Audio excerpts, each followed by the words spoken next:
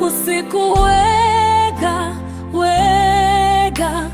ndeibatwa nehopendi chichema mubeda wangu wakange wakanyatota nemizodzi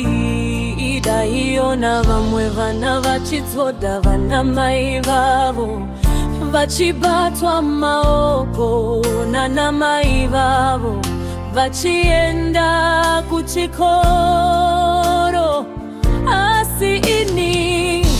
ndaingova nemuvuri wangu chete hepo yaifufuta yaingoti uriwega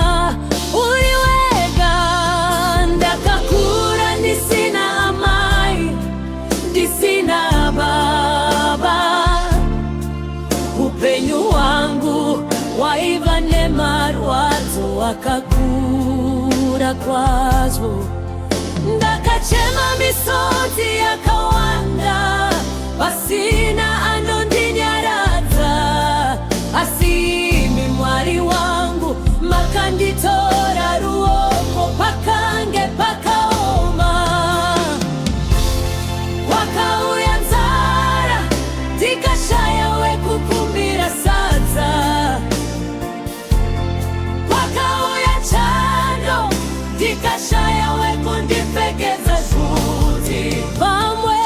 vaiseka nyamo yangu vachiti ndiri nyerera isina maturo asi munyaradzi wechokwadi ndimi